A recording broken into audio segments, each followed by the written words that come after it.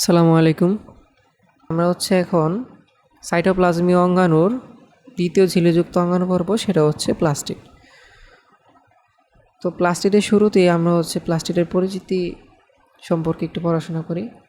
তো প্লাস্টিড আবিষ্কার করছেন বিজ্ঞানী আর্নস্ট হেকেল 1866 সালে। বিজ্ঞানী আর্নস্ট হেকেল 1866 সালে প্রথম প্লাস্টিড আবিষ্কার করেন।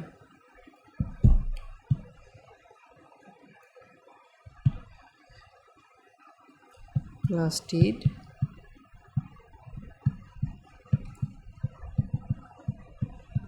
আবিষ্কার করেন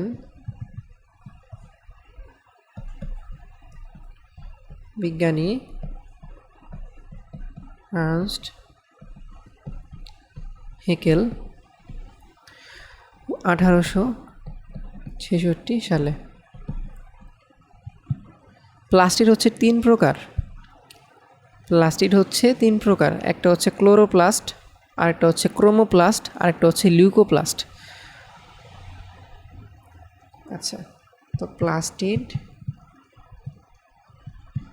তিন ধরনের বা তিন প্রকার। হ্যাঁ, কি কি?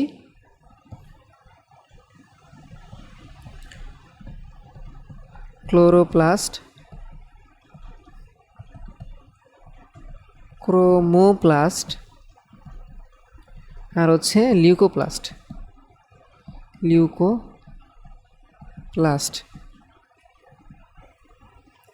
আচ্ছা, তো প্লাস্টিড আসলে কি করে আমাদের দেহে? উদ্ভিদ দেহে প্লাস্টিড কি কাজ করে? প্রাণী কোষে কিন্তু প্লাস্টিড থাকে না, তো উদ্ভিদ কোষে প্লাস্টিড কি কাজ করে? হ্যাঁ, তো আমরা এই ক্রোমোপ্লাস্ট এবং লিউকোপ্লাস্টের বর্ণনায় যাবার আগে আমরা শিখে নিই যে প্লাস্টিডের কাজ কী। প্লাস্টিডের কাজ কি শিখতে পারলে আমরা জানতে পারবো যে ক্লোরোপ্লাস্ট কী কাজ করে, ক্রোমোপ্লাস্ট কী কাজ করে, আর লিউকোপ্লাস্ট কী কাজ করে। তো চলো আমরা প্লাস্টিড কী কাজ করে সেটা আগে পড়ে আসি।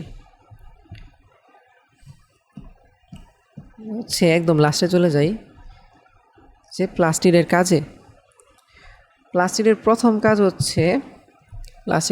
কাজ কি? প্রথম কাজ খাদ্য তৈরি করা, হ্যাঁ, বা খাদ্য প্রস্তুত করা। কি কাজ? খাদ্য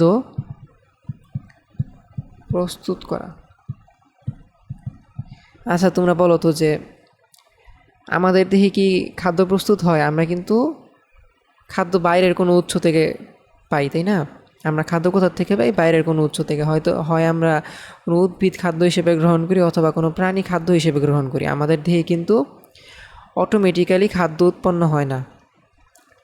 যেহেতু আমাদের দেহে খাদ্য উৎপন্ন হয় না, এর জন্য আমাদের দেহে প্লাস্টিড নাই। প্লাস্টিড যদি থাকতো তাহলে কি আমাদের দেহে কি হইতো? খাদ্য প্রস্তুত হইতো। ঠিক আছে, তো খাদ্য প্রস্তুত যেহেতু হয় না, খাদ্য সঞ্চয় করার কথাও এখানে আসে না। প্রস্তুত করা খাদ্য সঞ্চয় করার কথাও কিন্তু এখানে আসে না। তো প্লাস্টিডের দ্বিতীয় কাজ খাদ্য সঞ্চয় করা। যে খাদ্য প্রস্তুত করছে উদ্ভিদ, সেই খাদ্য সঞ্চয় করে, সেটাও প্লাস্টিডই করে।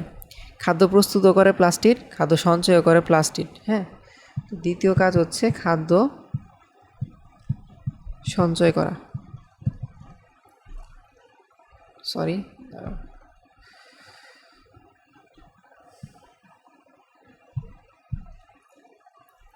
আর 3 নাম্বার পয়েন্ট তিন নাম্বার কাজ উদ্ভিদ দেহকে বর্ণময় আকর্ষণীয় করে পরাগায়নে সাহায্য করা। উদ্ভিদ দেহকে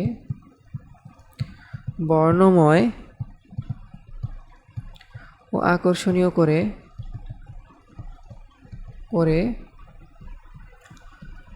পরাগায়নে সাহায্য করা। উদ্ভিদ দেহ যে একটা রং ধারণ করে, যেমন সবুজ, বা আমরা দেখছি না বিভিন্ন পাতাবাহার গাছে কি হয়, যে পাতাগুলা কিন্তু বিভিন্ন রঙের হয় আর কি। যেমন বাদামিটা বেশিরভাগ সময় দেখা যায়, মানে খয়েরি যেটা, এই পাতাবাহারটা কিন্তু বেশিরভাগ সময় দেখা যায়। বা অনেক ধরনের পাতাবাহার গাছ আছে যেগুলার পাতা সবুজ না, সেই ক্ষেত্রে গাছটা আকর্ষণীয় হয়ে উঠতেছে। তারপর ফুল ফুলের কারণে কি উদ্ভিদ কি আকর্ষণীয় হয়ে উঠতেছে। এই যে উদ্ভিদে যে আকর্ষণীয় হয়ে উঠতেছে কিসের দ্বারা? বর্ণের মাধ্যমে। এই বর্ণ কারা প্রদান করে? প্লাস্টিড। এই বর্ণ আলটিমেটলি কোন অঙ্গাণুর জন্য আমরা দেখতে পারতেছি? সেটা হচ্ছে প্লাস্টিড। ঠিক আছে, প্লাস্টিডের কারণেই একটা উদ্ভিদ সবুজ, প্লাস্টিডের কারণেই একটা ফুল হচ্ছে লাল, কমলা, হলুদ, বা প্লাস্টিডের কারণেই কি একটা উদ্ভিদ দেহের একটা অংশ কি বর্ণময়। উদ্ভিদ দেহের কোনো অংশই কিন্তু মোটামুটি আমরা বাহ্যিকভাবেও যে উদ্ভিদটা দেখতে পারি, মানে আলোর সংস্পর্শে বা আমাদের চোখের সামনে যে পার্টটুকু থাকে উদ্ভিদের, সেই পার্টটুকু কিন্তু কি বর্ণময় থাকে। তার মানে বর্ণময় যেহেতু থাকে, সেক্ষেত্রে কি ওই সকল পার্টে কি আছে? প্লাস্টিড আছে। তো এই সম্পর্কে আমরা চলো আমরা ডিটেলস জানি। যে আমরা যে শিখলাম যে প্লাস্টিডের 3টা টাইপ, তো 3টা টাইপের মধ্যে এক এক টাইপ এক এক কাজ করে। যেমন ক্লোরোপ্লাস্টের কাজ হচ্ছে, ক্লোরোপ্লাস্ট ধরনের প্লাস্টিডের কাজ হচ্ছে খাদ্য প্রস্তুত করা। খাদ্য প্রস্তুত করা না, খাদ্য প্রস্তুত করে। হ্যাঁ, আর ওরা কি করে? খাদ্য সঞ্চয় করে। সরি, খাদ্য সঞ্চয় ওরা করে না, ওরা হচ্ছে উদ্ভিদ দেহ বর্ণময় করে। উদ্ভিদ দেহ বর্ণময় করে। আর লিউকোপ্লাস্ট হচ্ছে খাদ্য সঞ্চয় করে।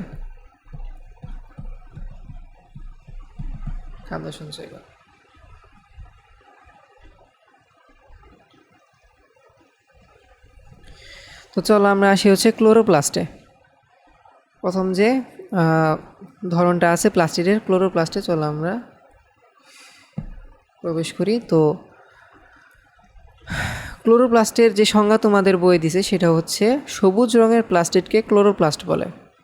একদম ডিরেক্ট যেটা বলছে যে সবুজ রঙের প্লাস্টিডকে ক্লোরোপ্লাস্ট বলে। আগে আমরা এটা লিখি যে সবুজ রঙের প্লাস্টিডকে ক্লোরোপ্লাস্ট বলে।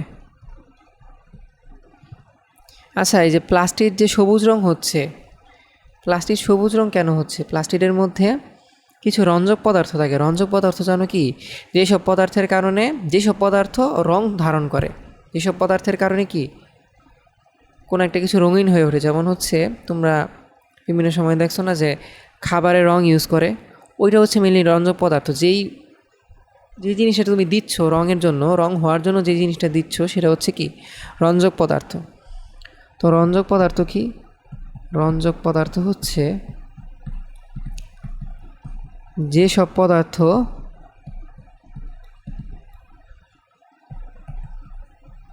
কোনো কিছুকে রঙিন করে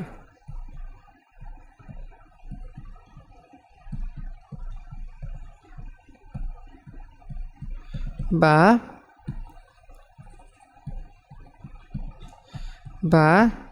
যারা রং ধারণ করে।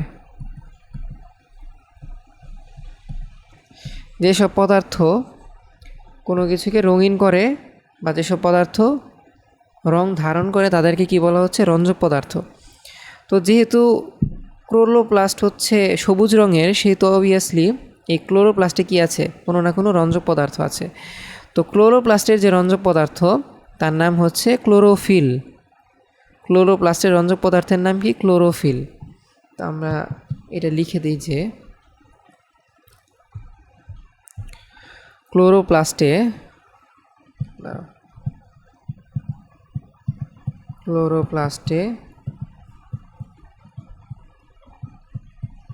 ক্লোরোফিল নামক রঞ্জক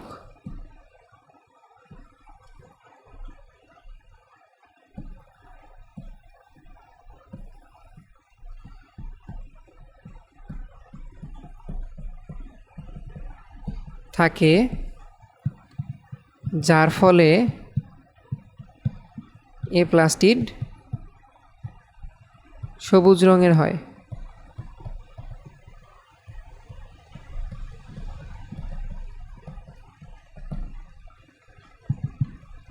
তার মানে ক্লোরোফিল কোন রং ধারণ করে? সবুজ রং।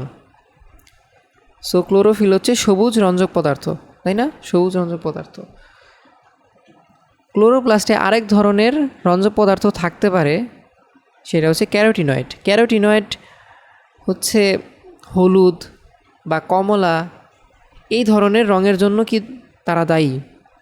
ক্যারোটিনয়েড হচ্ছে কমলা বা হলুদ এই ধরনের রঙের জন্য দায়ী। আমরা মাঝে মাঝে দেখছি না যে পাতার রং একটু হলুদ ভাব হয়ে যায়। পাতার রং কিন্তু কি সবসময় সবুজ থাকে না, মাঝে মাঝে হলুদ হয়। সো এই যে হলুদ হচ্ছে, অবভিয়াসলি যেহেতু এটা একটা রঙিন এটা যেহেতু একটা রং, এই হলুদ যেহেতু একটা রং, অবভিয়াসলি এটা কোনো রঞ্জক পদার্থের জন্য হচ্ছে। এবং রঞ্জক পদার্থ শুধুমাত্র কোথায় থাকতে পারে? প্লাস্টিকের ভিতর থাকতে পারে। যেহেতু এটা একটা হলুদ রং এবং পাতায় দেখতে পারতেছি আমরা, সেক্ষেত্রে কি এটা হচ্ছে ক্লোরোপ্লাস্ট। বুঝতে পারছো? ক্লোরোপ্লাস্টের ভিতর ক্যারোটিনয়েড নামক রঞ্জক পদার্থ থাকতে পারে।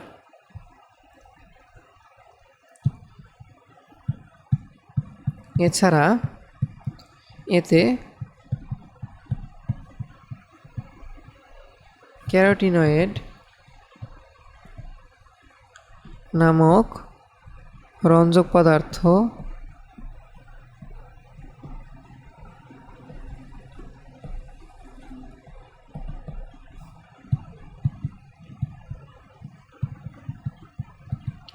থাকতে পারে। হ্যাঁ,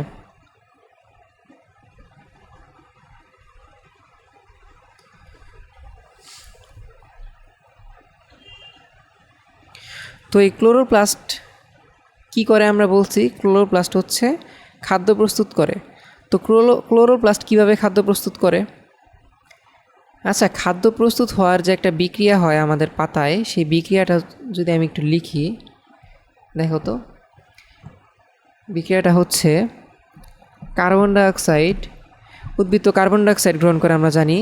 কার্বন ডাইঅক্সাইড এবং মূল থেকে কী গ্রহণ করে? পানি গ্রহণ করে, তাই না?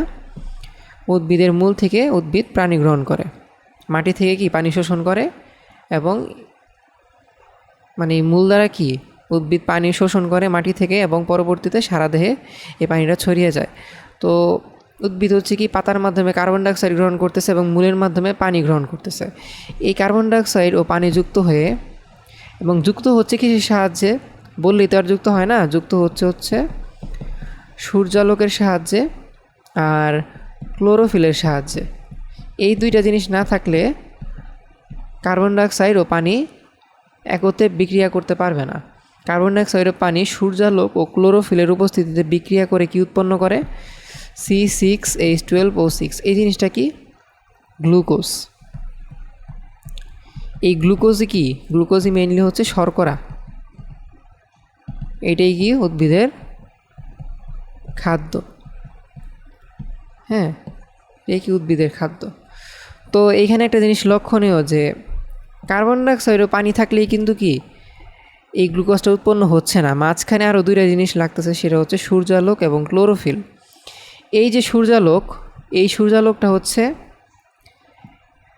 ধরো সূর্যালোক তো পড়তেছে গাছের উপরে, বাট সূর্যালোককে কে ধরে রাখতেছে? পাতার মধ্যে কে ধরে রাখতেছে সূর্যালোকটা ধরে রাখতেছে এই ক্লোরোপ্লাস্ট। পাতার মধ্যে সূর্যালোককে ধরে রাখতেছে ক্লোরোপ্লাস্ট। সূর্যালোক শুধু পড়লো গাছের উপরে তাহলে তো হবে না, সূর্যালোক তো ধরে রাখতে হবে, ধরে রেখে বিক্রিয়াতে কাজে লাগাতে হবে। এই যে ধরে রেখে বিক্রিয়াতে কাজে লাগাচ্ছে, এই কাজটা কে করতেছে? ক্লোরোপ্লাস্ট। এবং আরেকটা জিনিস লাগে, সেটা হচ্ছে ক্লোরোফিল। আমরা একটু আগে বললাম না যে ক্লোরোপ্লাস্টেই শুধুমাত্র ক্লোরোফিল থাকে? ক্লোরোপ্লাস্টেই কী থাকে? ক্লোরোফিল থাকে। তো ক্লোরোপ্লাস্ট হচ্ছে দুইটা জিনিসের যোগান দিচ্ছে, একটা হচ্ছে সূর্যালোক, আরেকটা হচ্ছে ক্লোরোফিল। যেহেতু ক্লোরোপ্লাস্টে সূর্যালোক এবং ক্লোরোফিল থাকে, ফলে কি খাদ্য প্রস্তুত কোথায় হচ্ছে? এই ক্লোরোপ্লাস্টে হচ্ছে। বুঝতে পারছো?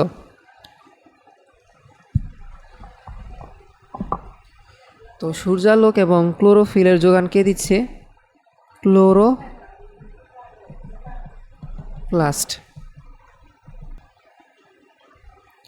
আচ্ছা চলো এই পার্টটা আমি লিখে দিই যে ক্লোরোপ্লাস্ট কি করতেছে? ক্লোরোপ্লাস্ট হচ্ছে সূর্যালোকে আবদ্ধ করতেছে। ক্লোরোপ্লাস্ট বা প্লাস্টিড, ক্লোরোপ্লাস্ট। আচ্ছা, এই পার্টটা আমি ক্লোরোপ্লাস্টের কাজের মধ্যে লিখে দিচ্ছি। হ্যাঁ, তো তার আগে আমরা একটা জিনিস লিখি, সেটা হচ্ছে ক্লোরোপ্লাস্ট কোথায় থাকে। ক্লোরোপ্লাস্ট থাকে কোথায়?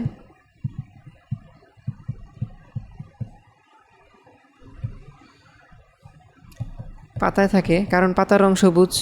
পাতায় থাকে। কচি কাণ্ডে থাকে। কচি কাণ্ড কী হয়? কচি কাণ্ডগুলো সবুজ হয় না। যেই জায়গায় তুমি সবুজ দেখবা নিশ্চিত ওই জায়গাতে কি আছে? ক্লোরোপ্লাস্ট আছে। হ্যাঁ, কচি কাণ্ড। আর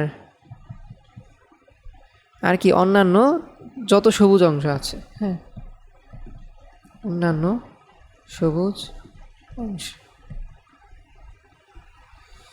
ক্লোরোপ্লাস্ট কোথায় কোথায় থাকতেছে? পাতায় থাকতেছে, কচি কাণ্ডে থাকতেছে, এবং অন্যান্য আর যত সবুজ অংশ আছে সেই জায়গায় থাকতেছে। তো এখন আমরা আসি যে ক্লোরোপ্লাস্টের কাজে। তো এই পার্টটা তো আমরা একটু আগে বুঝাইলাম। তো এখন আমরা এই পার্টটা লিখে দিই। হ্যাঁ, যে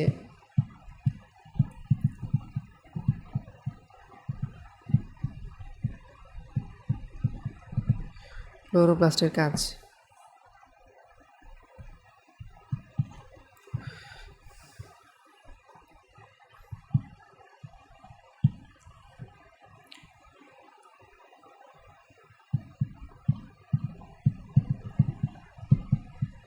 ক্লোরোপ্লাস্টের গ্রানা গ্রানা অংশ। ক্লোরোপ্লাস্টের ভিতরে একটা গঠন আছে, সেটা হচ্ছে গ্রানা। একটু পরে আমরা ক্লোরোপ্লাস্টের চিত্র সম্পর্কে পড়াশোনা করব, মানে চিত্র আঁকানো আমরা শিখব। তো শেখার সময় আমরা গ্রানা পার্টটা সম্পর্কে জানতে পারবো যে গ্রানা আসলে কোন পার্ট।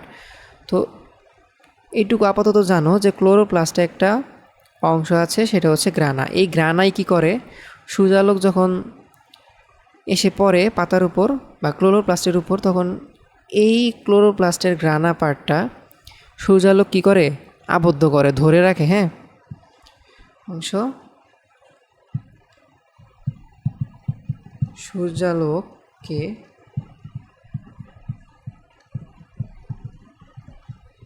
আবদ্ধ করে।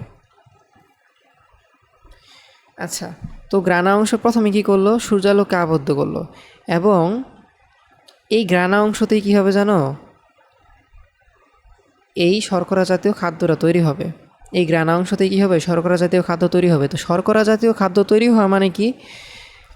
শর্করা জাতীয় খাদ্য তৈরি হওয়া মানে কি দেখো তো? সৌরশক্তি, তাই না? দাঁড়াও, সূর্যালোক থেকে আমরা কি পাচ্ছি? সৌরশক্তি।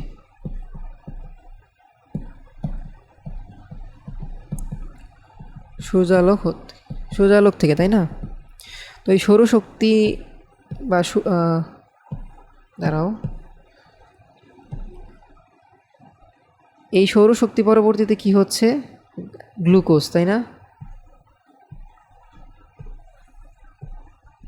গ্লুকোজ বা শর্করা, এইটা এবার কিন্তু রাসায়নিক শক্তি।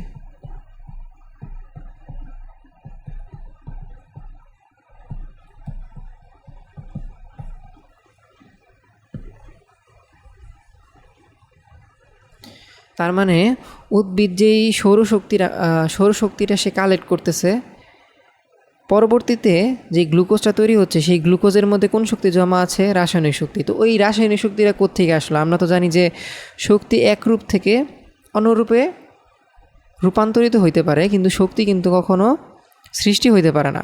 তো এই যে গ্লুকোজের মধ্যে যে রাসায়নিক শক্তিটা আছে, বা শর্করার মধ্যে যে রাসায়নিক শক্তিটা আছে, এই রাসায়নিক শক্তি কোত্থেকে আসছে? এই রাসায়নিক শক্তি আসছে হচ্ছে সৌরশক্তি থেকে। যেই সৌরশক্তিটা কি গ্রানা কালেক্ট করছে, আবদ্ধ করছে, ওই সৌরশক্তিটাই কি পরবর্তীতে রাসায়নিক শক্তিতে রূপান্তরিত হয়েছে। ঠিক আছে? সো এই গ্রানা পার্টটা সূর্যালোককে তো আবদ্ধ করছেই, এবং এবং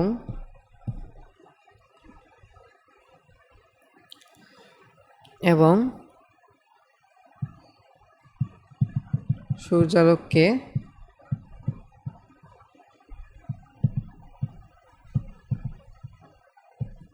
শক্তিতে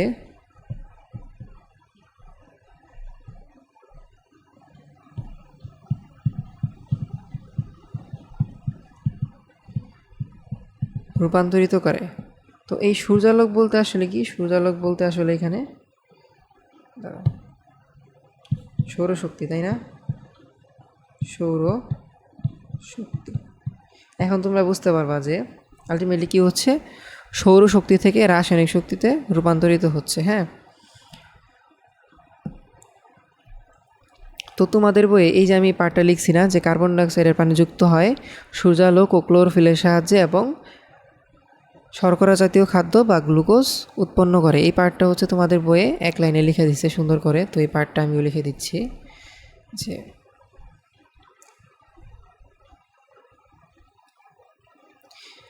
মেইনলি হচ্ছে এই যে লাস্টের যে আমরা লাইনটা লিখছি না, যে সূর্যালোককে রাসায়নিক শক্তিতে রূপান্তরিত করে, এই যে পার্টটা না, এই পার্টটাই হচ্ছে তোমাদের বইয়ে আবার পরবর্তীতে একটা লাইনে খুব বড় করে লিখে দিছে প্রসেসটা। তো আমি এই প্রসেসটা তোমাদেরকে লিখে দিই, কাজের ভিতরে লিখে দিই। 2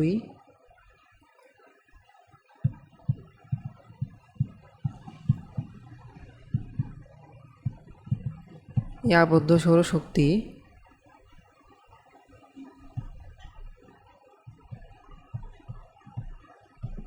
স্টোমাতে অবস্থিত উৎসেচক বা এনজাইম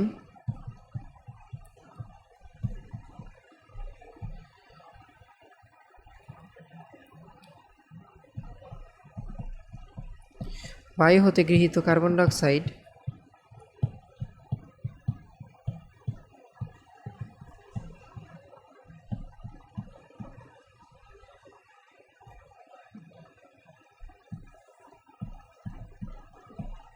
ও কোষের ভিতরকার পানি, এই কোষের ভিতরকার পানি কোত্থেকে আসে? মূলের থেকে আসে। হ্যাঁ, ও কোষের ভিতরকার পানি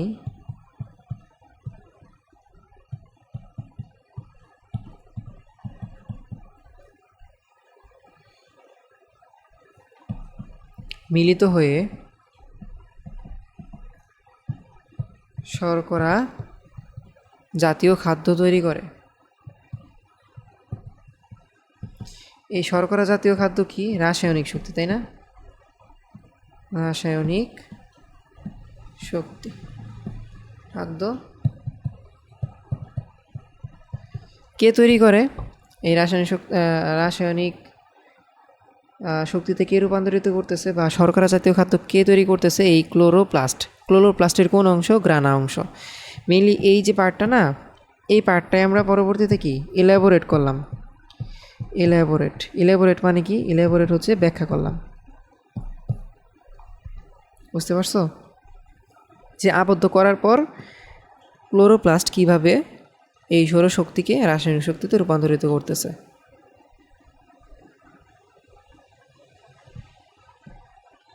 তো আমাদের ক্লোরোপ্লাস্টের পড়া আপাতত শেষ। আমরা আসি হচ্ছে ক্লোরোপ্লাস্টের চিত্রে। চিত্রের ক্ষেত্রে প্রথমে যেটা মনে রাখতে হবে সেটা হচ্ছে, তোমরা জাস্ট হচ্ছে আমার স্টেপগুলো মনে রাখো, আমি কি বলতেছি এবং কোনটার পর কোনটা করতেছি। এটা যদি তুমি মনে রাখতে পারো তাহলে তুমি খুব দ্রুত আঁকাইতে পারবা। বুঝতে পারছো? প্রথম স্টেপ হচ্ছে, তুমি তো ডিম চিনো, ডিম, তাই না?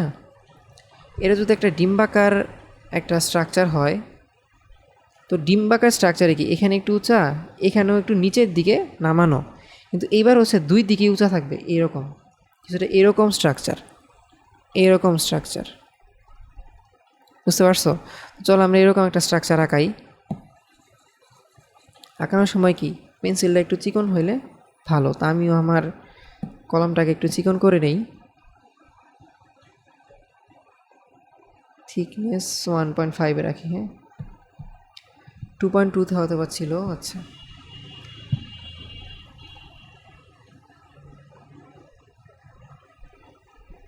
দেখছো উপরের পার্টটা একটু উঁচা আর নিচের পার্টটা কি একটু উঁচা, উপরের দিকে আর কি।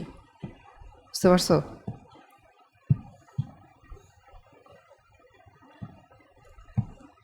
এখন তুমি কি করবা?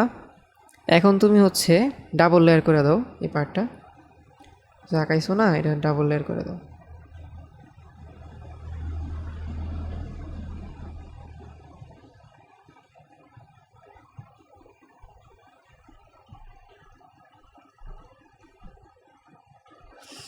হ্যাঁ, ডাবল লেয়ার করার পরে আরেকটা লেয়ার করো ভিতরে। কিভাবে করবা? এই লেয়ারটা না একটু আঁকা পাকা করে দাও, সমস্যা নেই, মানে ঢেউ খেলানো দাও। এই পার্টটা করতে তোমার খুব বেশি কষ্ট হবে না, মানে তোমার কোনো পারফেক্ট স্ট্রাকচার নাই।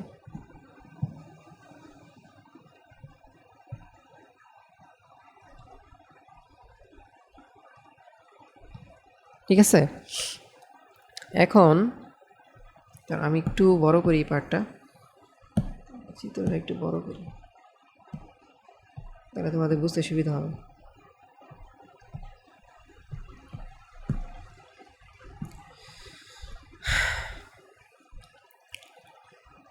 এখন তুমি হচ্ছে তিনটা পজিশন চিহ্নিত করবা। পজিশন চিহ্নিত করা বলতে 1 2 3 করছো।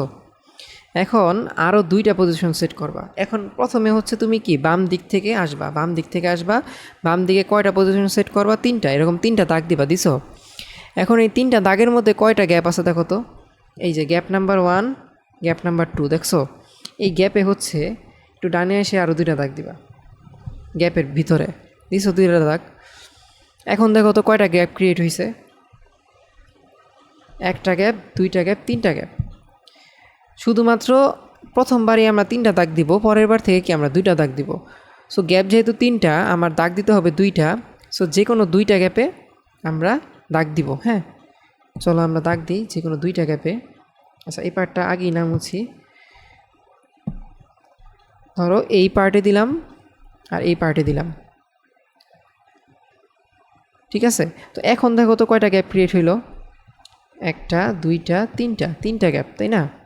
সেমভাবেই আমরা 3টা গ্যাপের মধ্যে যে কোনো 2টা গ্যাপে আরও 2টা দাগ দিব।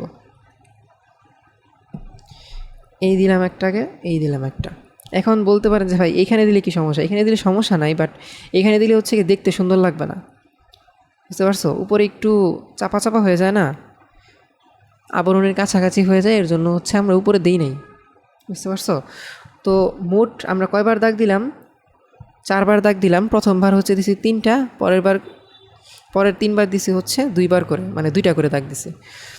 তো আমরা এই লাল দাগগুলো মুছে দিই, লাল দাগগুলো মুছে দিই। তোমাদের কিন্তু এই লাল দাগগুলো দিতে হবে না, তোমাদের বোঝানোর জন্য হচ্ছে আমি লাল দাগগুলো দিছিলাম। তো একটু আগে আমরা গ্রানা গ্রানা বলে চিলাইলাম না, এই গ্রানা এখন তুমি আঁকাও। গ্রানা কীভাবে আঁকাবা? গ্রানা আঁকাবা হচ্ছে বস্তা আঁকাও। বস্তা কয়টা বস্তা? 5টা বস্তা, একটা নিচে আর একটা, একটা নিচে আর একটা, একটা নিচে আর একটা।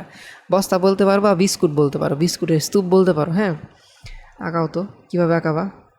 আঁকাইছো? 5টা আঁকাও, 1 2 3, এই 4, এই 5।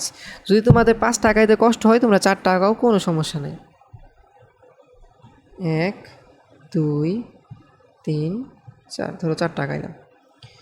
1 2 3 4। আচ্ছা, আমি একটু তাড়াতাড়ি করে দিই। 1 2, আরে 1 2 3 4।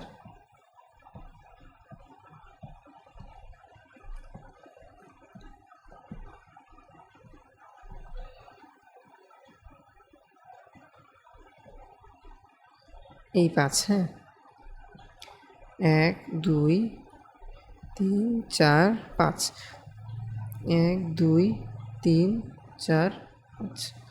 মোটামুটি তোমাদের ক্লাসটি আঁকানো প্রায় শেষ। এখন তোমরা কী করবা জানো? এখানে কয়টা স্তূপ আছে? এই পাশে 3টা, এই পাশে 2টা, এই পাশে 2টা, এই পাশে 2টা, তাই না? এখন এদের মধ্যে আমরা কি করব? কানেকশন দিব, জয়েন্ট দিব, একটা আরেকটার সাথে কানেক্ট করে দিব। কীভাবে করব দেখো তো।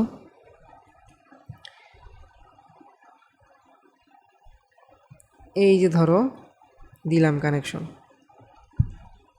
দিলাম, এই যে দিলাম কানেকশন, আবার এই যে দিলাম কানেকশন, এই যে দিলাম কানেকশন। কীভাবে কানেকশন দিলাম দেখো তো। এটার উপরের সাথে এটার নিচে, আবার যে খালি থাকে আর কি, মেনলি যে খালি থাকে। দেখো এটার উপরেরটা, এই যে এইটার উপরেরটা বুকড, তাহলে নিচেরটার সাথে এটার উপরেরটা। আবার এইটার উপরেরটা বুকড, সো এটার নিচেরটা খালি আছে, আবার এইটার উপরেরটা খালি আছে। সো এভাবে কি আমরা জয়েন্ট করলাম। একটা জিনিস খেয়াল করছো যে এই যে 2টা আছে, এই 2টার সাথে এইখানকার তিনটাই কিন্তু কি জয়েন্ট, মানে দেখো এইটার এইটার যেই দুইটার মাঝখানে বুঝছো, এই যে এইটা আছে না, এই গ্রানাটা যেই দুইটা গ্রানার মাঝখানে সেই দুইটা গ্রানার সাথে ইন্টারকানেক্টেড, আবার এই গ্রানাটা যেই দুইটা গ্রানার মাঝখানে অবস্থিত সেই দুইটা গ্রানার সাথে কি ইন্টারকানেক্টেড। বুঝতে পারছো কানেকশনের ব্যাপারটা? তো এই পার্টটা আমরা মুছে দিই। হ্যাঁ, স্ট্রোক একটু বড় হয়ে গেছে।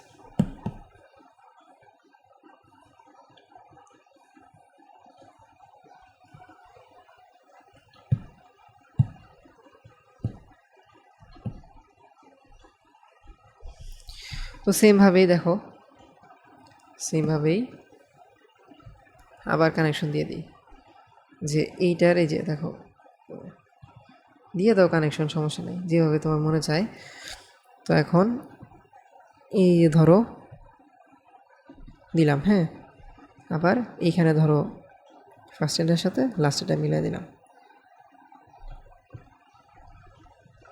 যেভাবে তোমার ইচ্ছা হয় তুমি মিলিয়ে দাও। হ্যাঁ, ধরো এই যে এখানে দিলাম,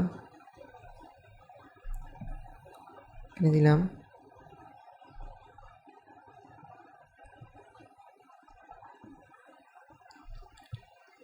জাস্ট কানেক্ট করে দিছো, আর কিচ্ছু না। তোমার যেভাবে ইচ্ছা সেভাবে কানেক্ট করো। তো এরপরে এরপরে হচ্ছে তিনটা স্ট্রাকচার তুমি দিবা, একটা হচ্ছে একদম গোল, একটা হচ্ছে একটু লম্বা চালের মতন, আরেকটা হচ্ছে একটু ডিম্বাকৃতির। ঠিক আছে? তো গোল যেটা সেটা হচ্ছে রাইবোজোম, এর একটু ছোট করে দিবা, এর থেকে একটু বড় করে দিবা হচ্ছে এই যে ডিম, এটা হচ্ছে শ্বেতসার কণা, আর এই যে লম্বা চালের মতন সেটা হচ্ছে কি ডিএনএ, এটা হচ্ছে রাইবোজোম, আর এটা হচ্ছে কি শ্বেতসার কণা, শ্বেতসার কণা।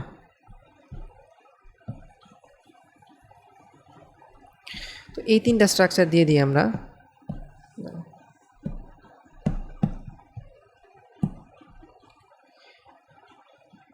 দিয়ে দাও ছোট ছোট যেখানে ইচ্ছে তোমার, দিছো মোটামুটি। এরপর হচ্ছে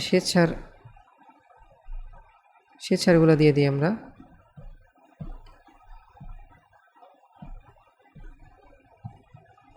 মোটামুটি দিছো না? তা এখন হচ্ছে তুমি ডিএনএ দিয়ে দাও। ডিএনএগুলো যেরকম লম্বা লম্বা চালের মতন, চালের মতন। আমাদের মোটামুটি প্লাস্টিক ঢাকানো শেষ। তা আমরা হচ্ছে এখন চলো চিহ্নিত করি।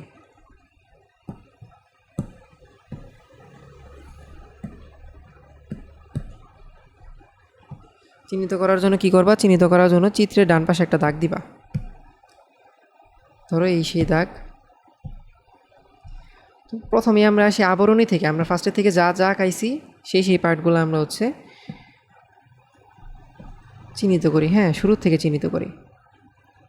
এই পার্টটা আঁকাইছিলাম না, এটা হচ্ছে আবরণী বা ঝিল্লি। হ্যাঁ, তো এই ঝিল্লিটা হচ্ছে যেহেতু বাইরের দিকে আছে, ঝিল্লি কিন্তু দুইটা, এইখানে আবরণী দুইটা, এর জন্য বলা হচ্ছে যে প্লাস্টিকের কয়টা আবরণ আছে? দুইটা, এর জন্য দ্বিস্তর আবরণী, তাই না? এটা তোমাদের চিহ্নিত করতে হবে না, এটা হচ্ছে আমি এমনি দেখাই দিলাম। তো বাইরের আবরণটা হচ্ছে বহিঃঝিল্লি,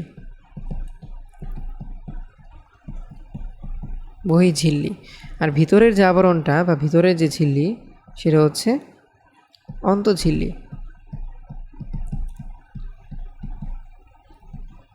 এরপরে আমরা কী আঁকাইছি? এরপর হচ্ছে আমরা আঁকাইছি বিস্কুট, তাই না? অনেকগুলা বিস্কুট একটা একটা আরেকটার উপরে স্তূপ আকারে।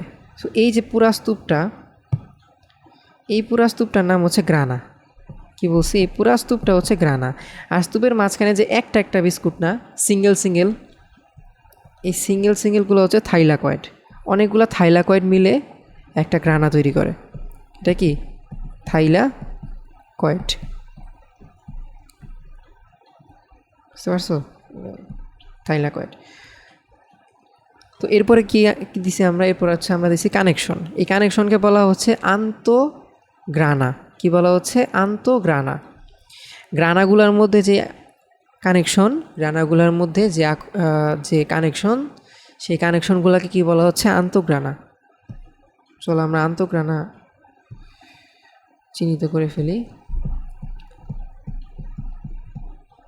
আন্তঃগ্রানা। এরপর হচ্ছে আমরা 3টা জিনিস দিয়েছিলাম, সেটা হচ্ছে ডিএনএ, রাইবোজোম আর স্বেচ্ছার কণা। আইডেন্টিফাই করে ফেলি। এটা হচ্ছে রাইবোজোম।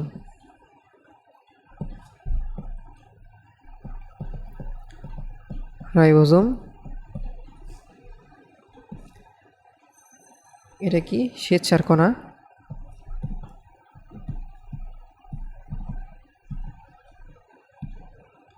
আর এটা হচ্ছে ডিএনএ।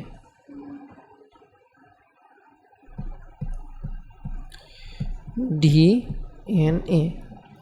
এই যে গ্রানা অংশ আছে না, এই গ্রানা অংশতে কি তোমার সূর্য শক্তি রাসায়নিক শক্তিতে রূপান্তরিত হয় কিভাবে? গ্লুকোজ বা শর্করা জাতীয় খাদ্য তৈরির মাধ্যমে। আরেকটা পার্ট আমরা পড়ছিলাম না, স্টোমা, একটু আগে পড়ছিলাম না, যে সৌরশক্তি স্টোমাতে অবস্থিত উৎসেচক। স্টোমাতে অবস্থিত কি? যে এনজাইম, বায়ু হতে গৃহীত কার্বন ডাইঅক্সাইড এবং ভিতরকার পানি, এই সব কিছু মিলিত হয়ে কি হচ্ছে? রাসায়নিক সেই খাদ্যটা তৈরি হচ্ছে বা শর্করা জাতীয় সেই খাদ্যটা তৈরি হচ্ছে। তো এই যে স্টোমাতে অবস্থিত এনজাইম, এই এনজাইমও কিন্তু কি আমাদের খাদ্য তৈরিতে কাজে লাগে, উদ্ভিদের খাদ্য তৈরিতে কাজে লাগে। তো এই এনজাইমটা কোথায় আছে বলতেছে তারা? স্টোমাতে আছে। তো স্টোমাটা কি? স্টোমা হচ্ছে এই যে প্লাস্টিডের এই যে ভিতরের যে কণাগুলা, এই যে ঘ্রাণা, তারপরে ডিএনএ, স্বেচ্ছার কণা, এই সকল জিনিস যেখানে ভাসমান আছে, এটা হচ্ছে ডট ডট দিয়ে দেখাই। মনে করো এরকম, আমার তো অনেক মোটা হয়ে গেছে স্ট্রোকটা, তোমরা এই যেরকম কি ডট ডট দিয়ে দিবা। ডট ডট দিয়ে বোঝানো হচ্ছে যে ভিতরে একটা তরল কোন একটা পদার্থ আছে। এই তরল পদার্থকে কি বলা হচ্ছে? স্টোমা। এই তরল পদার্থকে বলা হচ্ছে কি? স্টোমা। তো আমরা স্টোমাটা আইডেন্টিফাই করে ফেলি যে স্টোমা। তো আমাদের ক্লোরোপ্লাস্টের চিত্র শেষ। চলো আমরা আসি হচ্ছে ক্রোমোপ্লাস্টে। এতক্ষণ পড়লাম ক্লোরোপ্লাস্ট, এখন হচ্ছে ক্রোমোপ্লাস্ট।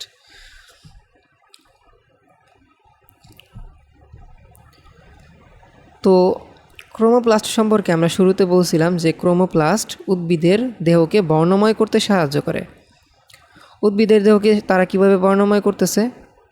আমরা একটু আগে বলছি যে বর্ণময় করতে হইলে তোমার রঞ্জক পদার্থ লাগবে, কারণ রঞ্জক পদার্থই কি বর্ণ প্রদান করতে পারে। সো শিওরলি এই ক্রোমোপ্লাস্টে রঞ্জক পদার্থ আছে। তো এখন কথা হচ্ছে রঞ্জক পদার্থ তো ক্লোরোপ্লাস্টেও ছিল। তো ক্লোরোপ্লাস্ট আর ক্রোমোপ্লাস্টের মধ্যে পার্থক্য কী? পার্থক্য হচ্ছে ক্লোরোপ্লাস্ট শুধুমাত্র সবুজ রঙের জন্য দায়ী, বাকি যত রঙ আছে সকল রঙের জন্য দায়ী কে? ক্রোমোপ্লাস্ট।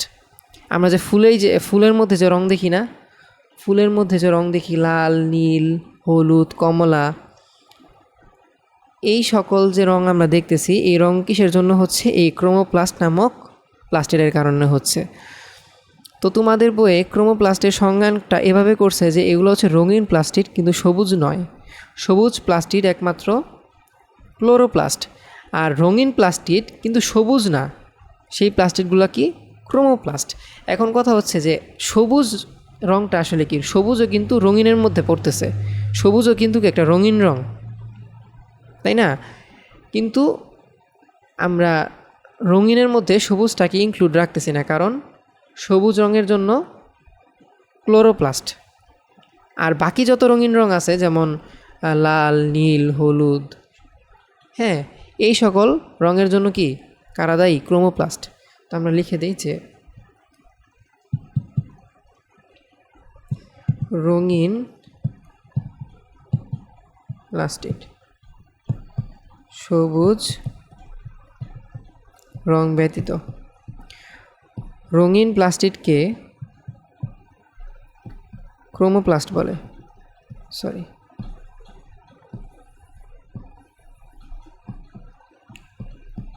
ক্রোমোপ্লাস্ট বলে।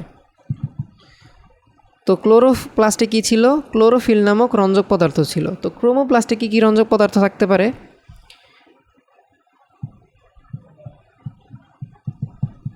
ক্রোমোপ্লাস্টে কী কী থাকতে পারে?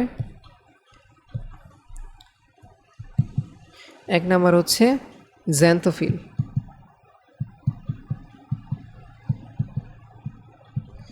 দুই নম্বরে হচ্ছে ক্যারোটিন,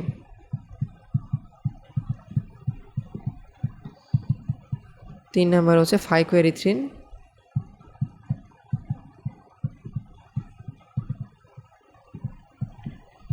আর চার নম্বরে হচ্ছে ফাইকোসায়ানিন,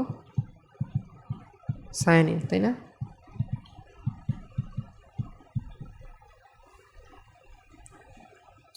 তো জ্যান্থোফিল রঞ্জক পদার্থের জন্য কোন ধরনের রং ক্রোমোপ্লাস্ট শো করে, বা জ্যান্থোফিল কি রং প্রদর্শন করে বা কি রং ধারণ করে? জ্যান্থোফিল হচ্ছে হলুদ রং ধারণ করে। জ্যান্থোফিল কি করে? হলুদ রং ধারণ করে। ক্যারোটিন কি করে? কমলা রং ধারণ করে। ফাইকোএরিথ্রিন কি করে? লাল রং ধারণ করে। আর ফাইকোসায়ানিন কি রং ধারণ করে? নীল রং ধারণ করে। বুঝতে পারছো? সো তোমরা যে ফুলটা দেখতেছো লাল, সেই ফুলে কি থাকে? ক্রোমোপ্লাস্ট তো অবশ্যই থাকে। এবং ওই ক্রোমোপ্লাস্টের ভিতরে কোন ধরনের রঞ্জক পদার্থ থাকে? ফাইকোএরিথ্রিন নামক রঞ্জক পদার্থ থাকে। তোমরা একটা ফুল দেখতেছো, এই যে লাল ফুল দেখছো, এই লাল ফুলে কি আছে? নিশ্চিত ক্রোমোপ্লাস্ট আছে। এবং এই ক্রোমোপ্লাস্টে কোন ধরনের রঞ্জক পদার্থ আছে? ফাইকোএরিথ্রিন। আবার এখানে দেখতেছো একটা হলুদ ফুল, তাই না? এই হলুদ ফুলে মাস্ট বি ক্রোমোপ্লাস্ট তো আছেই। এই ক্রোমোপ্লাস্টের ভিতরে কোন রঞ্জক পদার্থটা আছে? এই জ্যান্থোফিল। জ্যান্থোফিল ছাড়া অন্য কোনো কিন্তু রঞ্জক পদার্থ নাই, ঠিক আছে?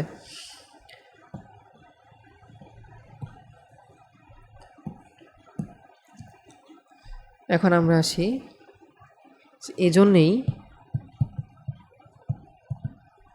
এজন্যেই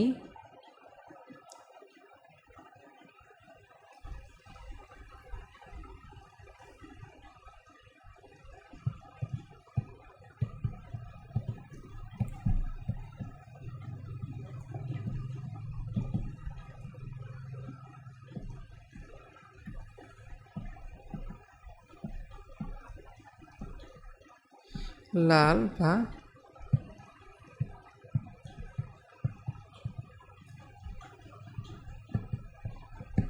থাকে।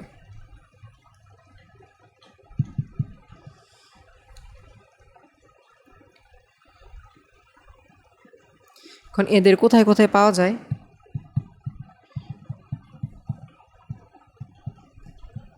এদের পাওয়া যায় কোথায়? এদের পাওয়া যায় হচ্ছে ফুলে পাওয়া যায়, এ তো বোঝাই যাচ্ছে। ফুলে পাওয়া যায়, পাতাতেও পাওয়া যায়, বা অন্যান্য যে কোনো অংশ, যেই সব অংশ রঙিন। এখানে একটা জিনিস, এই যে রঙিন ফুল, রঙিন পাতা, আর গাজরের মূল,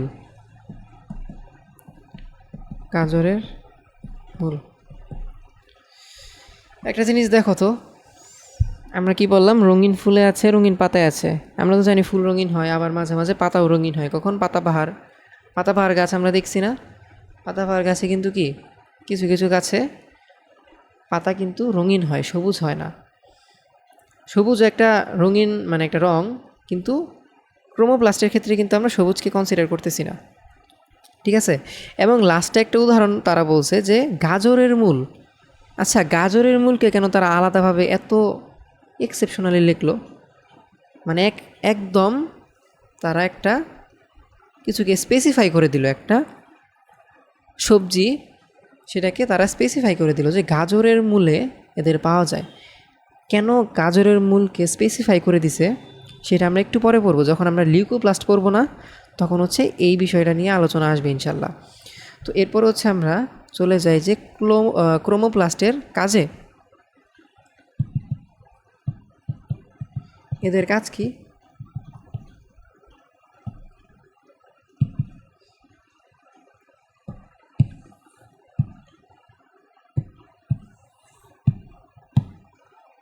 এদের কাজ হচ্ছে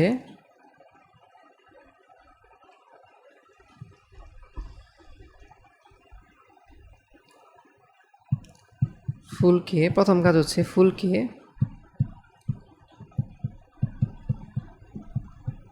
আকর্ষণীয় করে পরাগায়নে সাহায্য করা। এটা হচ্ছে তাদের প্রধান কাজ। এটা কি প্রধান কাজ? তাদের আরেকটা কাজ আছে, সেটা হচ্ছে এরা কি বিভিন্ন ধরনের রঞ্জক পদার্থ সংশ্লেষণ করে জমা রাখে। এখন কথা হচ্ছে যে আমরা রঞ্জক পদার্থ তো ক্রোমোপ্লাস্টে থাকে, এটা তো সত্য, এবং কি এই ক্রোমোপ্লাস্ট নিজেই কি করে রঞ্জক পদার্থ তৈরি করে। তার নিজের মধ্যেই সে কী করে রঞ্জক পদার্থ তৈরি করে, এবং রঞ্জক পদার্থ তৈরি করার পর তার মধ্যে আবার জমাও রাখে। ঠিক আছে? তো এরা বিভিন্ন রঞ্জক পদার্থ সংশ্লেষণ করে এবং জমা রাখে। সংশ্লেষণ মানে কি তৈরি করা। হ্যাঁ, সংশ্লেষণ মানে কি তৈরি করা। এখন প্রথম যে পয়েন্টটা, সেটাতে আমরা কি বললাম, ফুলকে তারা কি করে আকর্ষণীয় করে। অবশ্যই আকর্ষণীয় করে, যেহেতু এই ক্রোমোপ্লাস্টের কারণে ফুল রঙিন হচ্ছে, তো অবভিয়াসলি এই ফুলের যে ফুল যে আকর্ষণীয়, এই আকর্ষণীয় হওয়ার পেছনে দায়ী কে? ক্রোমোপ্লাস্ট। তো ফুলকে আকর্ষণীয় করা, এটা তো আমরা বুঝতে পারলাম যে ফুলকে কিভাবে ক্রোমোপ্লাস্ট আকর্ষণীয় করতেছে। কিন্তু ফুলকে আকর্ষণীয় করার মাধ্যমে পরাগায়নে সাহায্য করার বিষয়টা কি? পরাগায়ন জিনিসটাই বাকি, তাই না? পরাগায়নে কিভাবে সাহায্য করে সেটা তো পরে, বাট পরাগায়ন জিনিসটা কি সেটা আমরা একটু সংক্ষেপে দেখি। জিনিসটা অনেক বড় একটা টপিক, বাট আমি হচ্ছে তোমাদের সংক্ষেপে জিনিসটা বুঝিয়ে দিচ্ছি। সেটা হচ্ছে, আমরা মাঝে মাঝে দেখছি না মৌমাছি কী করে, ফুলের অন্যান্য অংশে কিন্তু বসে না, ফুলের পাপড়িতে বসে না, ফুলের কোথায় বসে? ফুলের ঠিক মাছ বরাবর বসে। আমরা দেখছি না এই সিনারিও? অবশ্যই দেখছি। তো এই যে মাঝখানের হলুদ পার্টটুকু দেখতেছো না, এই পার্টটুকুর নাম হচ্ছে জানো কি? এই পার্টটুকুর নাম হচ্ছে পরাগ বা পরাগরেণু। পরাগরেণু এখান থেকে আসছে পরাগায়ন। হ্যাঁ, এই পরাগরেণু মৌমাছি কী করে? একটা ফুল থেকে নেয়, একটা ফুল থেকে সে পরাগরেণুটা কালেক্ট করে। কালেক্ট করার পর সে কী করে জানো? ওই গাছেরই অন্য কোনো ফুলে এই পরাগরেণুটাকে স্থানান্তরিত করে, অথবা এই গাছ না, অন্য কোনো গাছের ফুলের পরাগরেণুতে স্থানান্তরিত করে। হয় এই মৌমাছি একই গাছের অন্য ফুলে স্থানান্তরিত করবে, অথবা অন্য কোনো গাছের কোনো একটা ফুলে স্থানান্তরিত করবে। তো এই যে রেণু এক ফুল থেকে আরেক ফুলে স্থানান্তরিত হচ্ছে, এই প্রসেসটাকে বলা হচ্ছে পরাগায়ন। কি বললাম আমি? যে পরাগরেণু যে এক ফুল থেকে অন্য ফুলে স্থানান্তরিত হচ্ছে, হতে পারে সেই ফুলটা একই গাছের, হতে পারে সেই ফুলটা অন্য গাছের। হ্যাঁ, এই যে রেণুটা স্থানান্তরিত হচ্ছে, এই স্থানান্তরিত হওয়ার যে প্রক্রিয়াটা, এই প্রক্রিয়াটার নাম হচ্ছে পরাগায়ন। এই পরাগায়নের ফলে কি হয়? এই যে দেখছো, এই যে কি, এগুলো হচ্ছে পরাগরেণু। এখন পরাগায়নের ফলে কি হয়? পরাগায়ন কেন দরকার? পরাগায়ন কিন্তু শুধুমাত্র মৌমাছির দ্বারাই হয় না। পরাগায়ন বাতাসের মাধ্যমে হইতে পারে, পাখির মাধ্যমে হইতে পারে, আর কীটপতঙ্গের মাধ্যমে হইতে পারে। তো আমি এইখানে হচ্ছে মৌমাছির একটা চিত্র জাস্ট তোমাদেরকে দেখাইলাম, যাতে তোমরা ভালোভাবে বুঝতে পারো। তো পরাগায়ন কেন কাজে লাগতেছে? পরাগায়ন আসলে কি? পরাগায়ন খুবই ইম্পর্ট্যান্ট। খুবই ইম্পর্ট্যান্ট কীভাবে? আমরা যে বীজ কীভাবে উৎপন্ন হয়? বীজ উৎপন্ন হয় এই পরাগায়নের মাধ্যমে। ফুল থেকে ফল হয়, এটা তো আমরা সবাই জানি। ফুল একটা সময় ফলে রূপান্তরিত হয়। এই যে ফুল থেকে ফলে রূপান্তরিত হচ্ছে, এই ফলটাও উৎপন্ন হচ্ছে এই পরাগায়নের মাধ্যমে। ফুল কখনোই ফলে পরিণত হইতো না যদি না পরাগায়ন না হইতো, এবং কি ফলের ভিতর কখনোই বীজ থাকতো না। ফলের ভিতর কি কখনোই বীজ থাকতো না যদি না এই পরাগায়ন হইতো। তো আলটিমেটলি এই পরাগায়নের কারণে এই ফল উৎপন্ন হয় এবং ফলের ভিতরে বীজ উৎপন্ন হয়। বুঝতে পারছো? আচ্ছা, তো এই যে পরাগায়নটা হচ্ছে, পরাগায়নটা কতটা ইম্পর্টেন্ট চিন্তা করো। এই পরাগায়ন না হইলে কিন্তু কি আমরা ফল পাইতাম না, এবং কি ফলের ভিতর বীজও পাইতাম না। আলটিমেটলি আমাদের কি পুরা সিস্টেমটা কি নষ্ট হয়ে যেত, পরিবেশের যে সিস্টেম সেটা নষ্ট হয়ে যেত। তো এই পরাগায়নটা কিন্তু অনেক ইম্পর্টেন্ট। তো এই যে মৌমাছি বা কীটপতঙ্গ যে একটা ফুলে এসে বসবে, এই ফুলে এসে বসার কারণটা কি? এই ফুলে এসে বসার কারণ যে কোনো কীটপতঙ্গ এই ফুলগুলাকে আকর্ষণীয় অনুভব করে আর কি। এই ফুলগুলো যদি আকর্ষণীয় না হয় সেক্ষেত্রে কীটপতঙ্গ কিন্তু কি এই ফুলগুলাতে বসবে না, এবং ফুলগুলাতে না বসলে কি পরাগায়নও হবে না। সো চিন্তা করো এই ক্রোমোপ্লাস্টের যে ভূমিকা সেটা কত বড়। ঠিক আছে, তো চলো আমরা চলে যাই লিউকোপ্লাস্টে।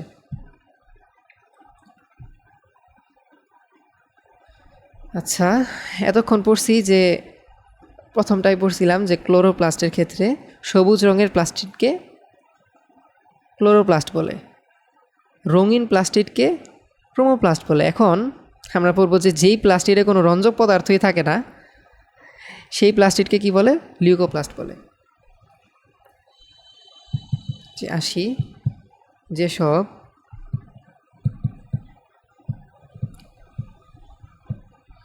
প্লাস্টিকে কোনো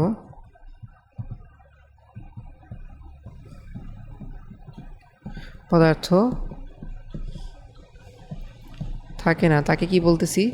লিউকোপ্লাস্ট, তাই না?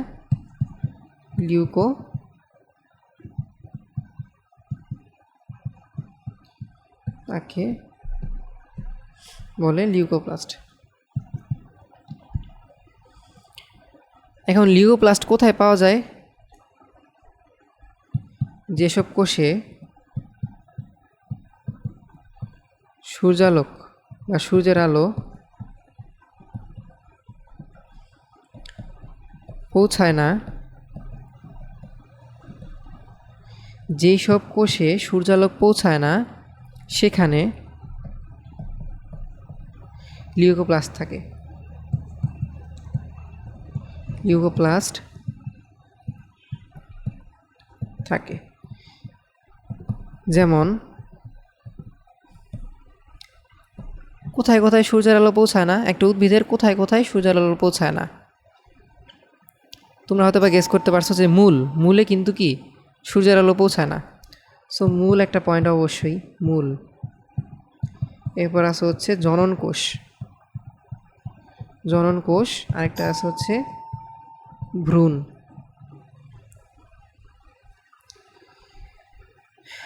মূলে যে সূর্যের আলো পৌঁছায় না এটা নিয়ে আমরা নিশ্চিত, কারণ মূল হচ্ছে কোথায় থাকে? মাটির নিচে থাকে। সো যেহেতু মূলে সূর্যের আলো পৌঁছাচ্ছে না সেহেতু কি এই মূলের মধ্যে লিউকোপ্লাস্ট আছে। জনন কোষ, আমাদের মানুষের মধ্যে যেমন জনন কোষ আছে, রিপ্রোডাক্টিভ সেল যেমন মানুষের মধ্যে আছে, ঠিক তেমনি কি উদ্ভিদের মধ্যেও জনন কোষ আছে। জনন কোষ কোথায় থাকে? জনন কোষ মেইনলি থাকে ফুলের মধ্যে। এই জনন কোষটা ফুলের ভিতরে আবদ্ধ হয়ে থাকে। হ্যাঁ, ফুলটা কি করে? এই জনন কোষকে কি করে? প্রোটেকশন দিয়ে রাখে আলোর থেকে বা বিভিন্ন ক্ষতিকর পদার্থ থেকে।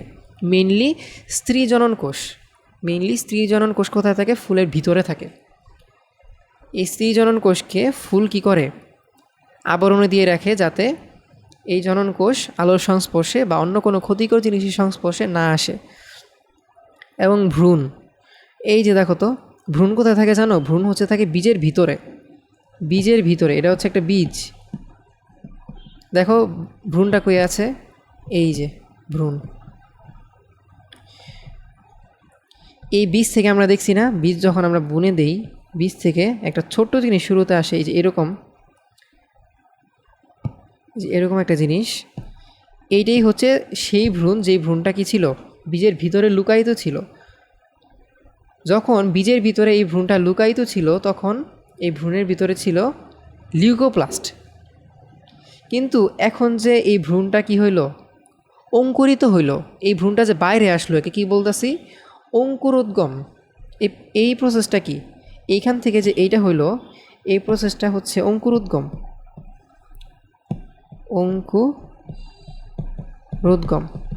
এই যে অঙ্কুরোদ্গম হইল, এখন কি ভ্রূণটা আলোর সংস্পর্শে চলে আসছে।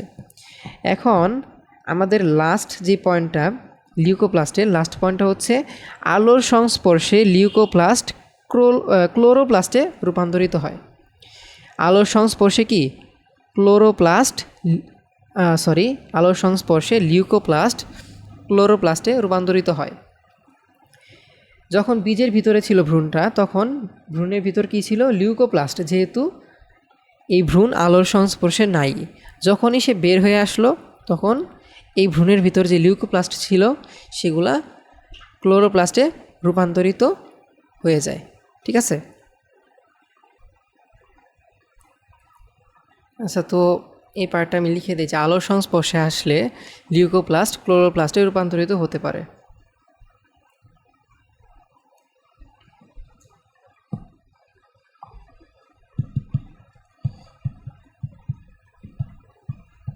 আলোর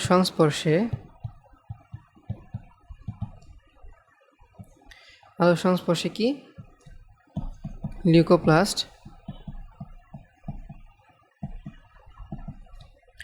ক্লোরোপ্লাস্টে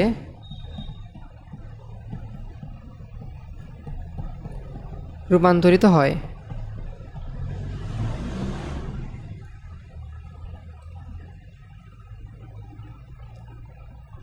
এখন কথা হচ্ছে আমাদের তো লিউকোপ্লাস্ট পড়াও শেষ, বাট একটা জিনিস কিন্তু আমরা এখনও পড়ি নাই, সেটা হচ্ছে ক্রোমোপ্লাস্টে কেন গাজরের মূল, এই গাজরের মূল কেন স্পেসিফিকলি বলা হয়েছিল। ক্রোমোপ্লাস্ট কোথায় কোথায় পাওয়া যায় সেখানে কি বলছিল যে গাজরের মূলে কি পাওয়া যায়, ক্রোমোপ্লাস্ট পাওয়া যায়। এই পার্টটা কেন বলছে আমরা এখন বুঝতে পারবো। এই চিত্রটা খেয়াল করো তো, এই চিত্রটা খেয়াল করছো, দেখো তো গাজরের যে মূলত যে গাছ যে অংশটুকু, উদ্ভিদের যে পার্টটুকু, সেটা হচ্ছে এই যে পার্টটা, সবুজ পার্টটুকু, এটা হচ্ছে গাজরের উদ্ভিদ পার্ট, উদ্ভিদ। আর আমরা যাকে গাজর হিসেবে চিনি, আমরা যাকে গাজর হিসেবে খাই, সেটা হচ্ছে গাজরের মূল। সেটা হচ্ছে কি গাজরের মূল। আমরা হচ্ছে গাজরের মূল খাই। হ্যাঁ, তো গাজরের মূল যে পার্টটা আমরা খাই সেই পার্টটা কিন্তু মাটির নিচে থাকে, বুঝছো, মাটির নিচে থাকে। তো মাটির নিচে গাজরের মূল থাকা সত্ত্বেও গাজরের মূলে কি থাকে, ক্রোমোপ্লাস্ট থাকে, বুঝছো। আমরা কিন্তু কি বলছি যে উদ্ভিদের যেসব অংশে আলো পৌঁছায় না সেই সব অংশে ক্রোমোপ্লাস্টও থাকে না, ক্লোরোপ্লাস্টও থাকে না। কে থাকে, লিউকোপ্লাস্ট থাকে। কিন্তু গাজরের মূল কিন্তু এক্ষেত্রে ব্যতিক্রম। গাজরের মূল কিন্তু কমলা, কমলা রং মানে কি, কমলা রং একটা রং থাকা মানে কি, তার মধ্যে অবশ্যই ক্রোমোপ্লাস্ট আছে। আমরা কি পড়ছি একটু আগে যে ক্যারোটিন, ক্যারোটিন নামের রঞ্জক পদার্থের জন্য উদ্ভিদের কোনো একটা অংশ কমলা রং হয়। যেহেতু গাজরের রং কমলা, সেহেতু গাজরে কোন ধরনের রঞ্জক পদার্থ আছে, ক্যারোটিন নামক রঞ্জক পদার্থ আছে। সো এটা কিন্তু এক্সেপশন। মাটির নিচে থাকা সত্ত্বেও তাদের মধ্যে ক্রোমোপ্লাস্ট আছে, যেহেতু এটা একটা এক্সেপশন, এর জন্য তোমাদের বই কি গাজরের মূল, এটা হচ্ছে আলাদাভাবে বলা আছে। বুঝতে পারছো?